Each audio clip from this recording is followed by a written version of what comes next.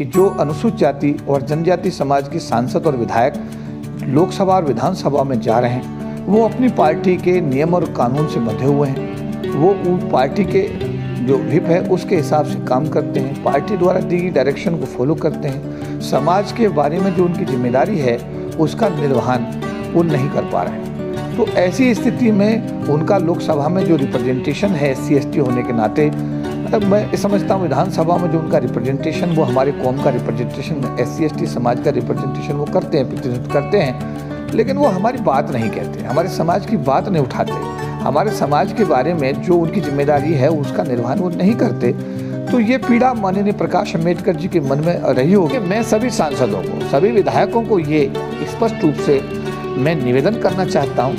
मैं आपको आगाह करना चाहता हूँ, मैं आपसे निवेदन करना चाहता हूँ कि आप लोग किसी जनरल कैटेगरी के व्यक्ति द्वारा आपको सांसद नहीं बनाया गया, किसी पार्टी द्वारा सांसद नहीं बनाया जा रहा है, आपको किसी पार्टी द्वारा विधायक नहीं, आपको बाबा साहब अम्बेडकर के दिए हुए आरक्षण की वजह से सांसद बनाया जा रहा है, विधायक बनाया जा रहा है। आप गलती कर रहे हैं इस बात को सोच करके। अगर ये पार्टियां इतनी अच्छी होती तो आपको राज्यसभा में 25% क्यों नहीं ले रही हैं, विधान परिषद में आपको 25% क्यों नहीं ले रही हैं, लेकिन लोकसभा में और विधानसभाओं में आपको 25% से 0.1% भी कम नहीं लिया जा रहा है। इसका मतलब आप अगर लोकसभा में जा रहे हैं, आप विधानसभा में अगर MLA बनकर जा रहे हैं, तो आप पूरी तरीके से बाबा साहब अम्बेडकर के दिए हुए आरक्षण की वजह से आ रहे हैं। इसलिए आपके ऊपर बाबा साहब अम्बेडकर का कर्जा है, बाबा साहब के समाज का आपके ऊपर कर्जा है। आप, मेरा निवेदन है सभी माननीय सांसदों से, सभी मंत्रियों से कि आज जो ये तबाही मच रही है, SC ST समाज आज इतनी बड़ी त्रासदी को झेल रहा है, SC प्लान कहाँ गया, ट्राइब सब प्लान कहाँ गया, रिजर्वेशन सरकारी नौकरियाँ कहाँ गया, अगर सरकारी क्षेत्र को निजी क्षेत्र में तब्दील करना सरकार की कोई ऐसी बाध्यता है तो निजी क्षेत्र में आरक्षण कहाँ गया, क्यों नहीं लागू हुआ। मतलब बताएंगे आरक्षण को लेकर एक नए तरह की बहस छिड़ गई है पूरे देश में, और ये समय समय पर काफ़ी ज़्यादा, कभी पत्रकार, कभी राजनीतिक पार्टियों के नेता इस आरक्षण वाले मुद्दे को कहीं ना कहीं तूल देने की कोशिश करते हैं और सरकार पर ये दबाव बनाने की कोशिश करते हैं कि आरक्षण को ख़त्म किया जाए। अब इसमें एक नई बहस तब सामने आ जाती है जब बाबा साहब भीमराव अम्बेडकर के पोते प्रकाश राव अम्बेडकर जी आरक्षण, जो राजनीतिक आरक्षण है, उसको ख़त्म करने की बात करते हैं। इसको आप कैसे देखते हैं? क्या वाकई राजनीतिक आरक्षण अब उसका कोई महत्व नहीं रहा देश में, ऐसा लगता है आपको? देखिए, प्रकाश अम्बेडकर जी ने जो बात कही है, मैं समझता हूँ कि हो सकता है कि बाबा साहब अम्बेडकर के वो पौत्र हैं, हमारे समाज में उनका विशेष सम्मान है। और क्योंकि प्रकाश अम्बेडकर जी उस परिवार से आते हैं और बाबा साहब अम्बेडकर के पोते होने के नाते पूरा देश का एक एक अम्बेडकरवादी उनका बहुत सम्मान करता है। हो सकता है कि प्रकाश अम्बेडकर जी ने जो बात कही, जो बाबा साहब अम्बेडकर का सपना था पृथक निर्वाचन का,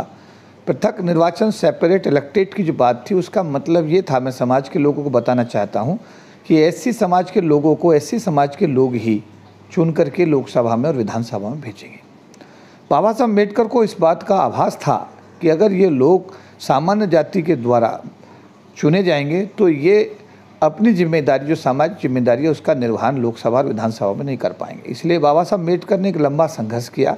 लंबा आंदोलन हुआ और उन्होंने इस बात की बहुत कोशिश की कि ये पृथक निर्वाचन जो है हमारे SC ST समाज के प्रतिनिधियों के लिए ये होना चाहिए। लेकिन गांधी जी इस बात पर अड़े और उनके सामने जब व्यवस्थाएं कई सारी ऐसी रहीं तो बाबा साहब अम्बेडकर उस समय, क्योंकि जो संघर्ष था वो अकेले ही थे और जो कुछ भी उन्होंने इस समाज के लिए दिया उन्होंने अपने खुद के बलबूते पर अकेले दम पर दिया है।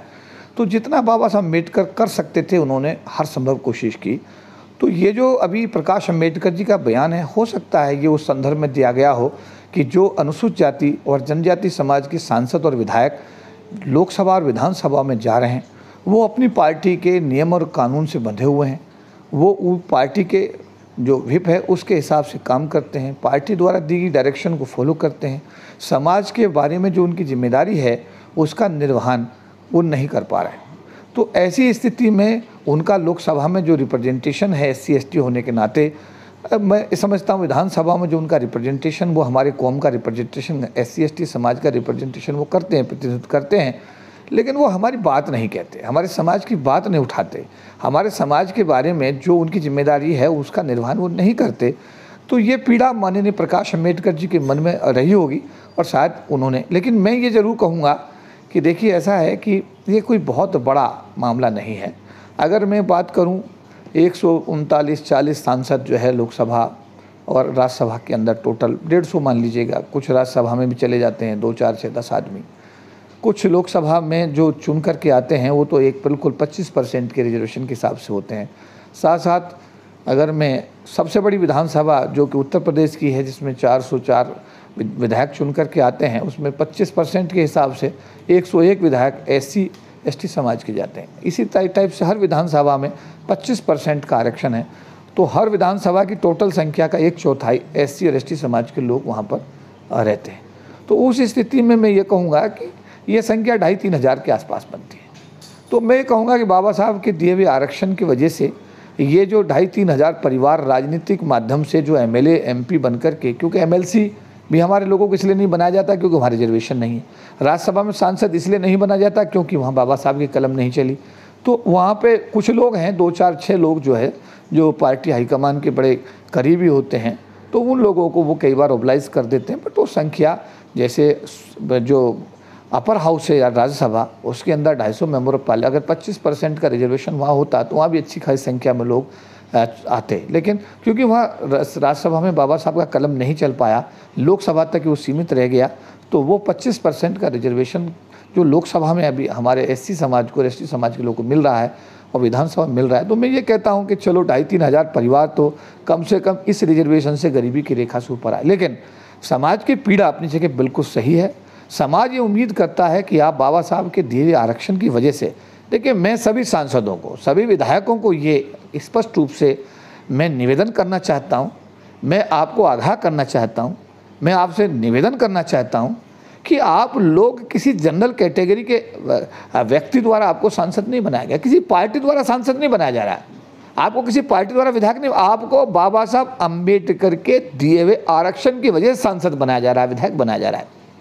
आप गलती कर रहे हैं इस बात को सोच करके।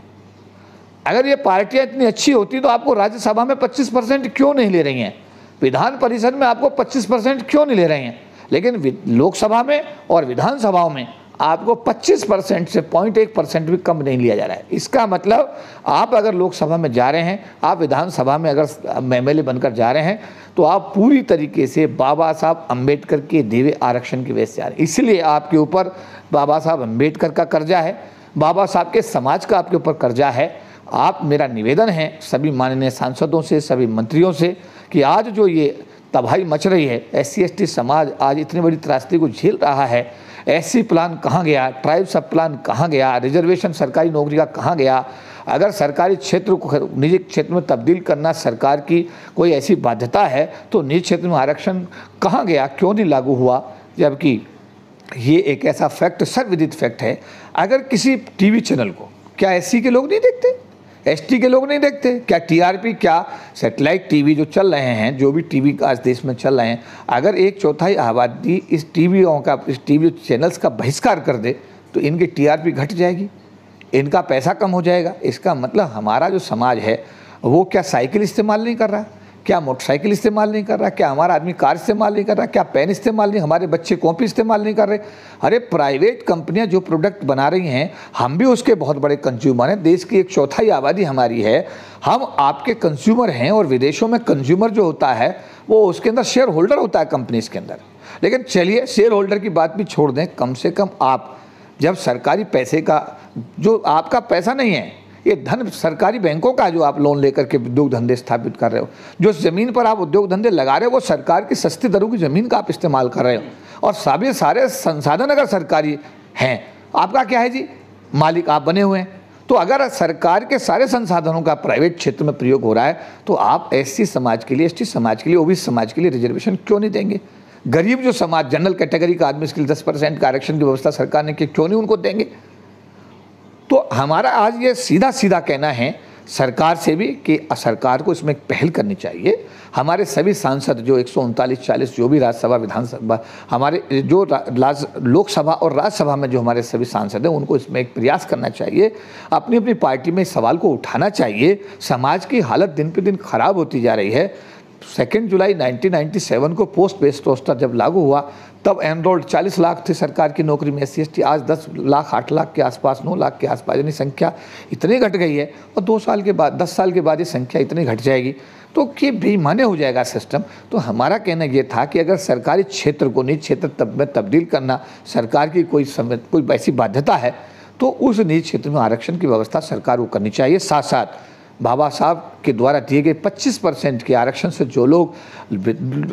आप विधानसभा में MLA आप बन रहे हैं या लोकसभा में आप सांसद बन रहे हैं, तो आपकी ये नैतिक जिम्मेदारी बनती है, आपकी ये सामाजिक जिम्मेदारी बनती है, आपकी संवैधानिक जिम्मेदारी बनती है कि आप SC और ST समाज की आवाज़ को लोकसभा में और विधानसभा में उठाएं। अच्छा, यही कारण रहा होगा शायद कि प्रकाश राव अम्बेडकर ने जो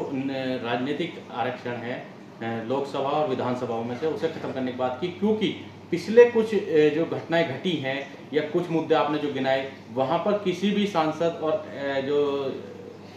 विधायक की उसके खिलाफ नहीं खड़े हुए हैं, ना उन्होंने कोई आवाज़ उठाई है। यही कारण रहा होगा शायद जो उन्होंने इस तरह की बात की हो सकती। देखिए, प्रकाश अम्बेडकर बहुत हमारे सम्मानीय हैं और बहुत ही सीजन्ड हमारे समाज की एक जानी मानी हस्ती हैं। उन्होंने जो भी सोच कहा होगा वो सोच समझ के कहा होगा, लेकिन मैं ज़रूर कहूँगा कि ऐसे रिजर्वेशन को समाप्त करने से समाज को, मैं तो ये मानना हूँ, चलिए वो आवाज़ नहीं उठा रहे, वो समाज की बात नहीं कर रहे, कम से कम वो निजी तौर पर गरीबी की रेखा से तो ऊपर आ गए बाबा साहब के आशीर्वाद से।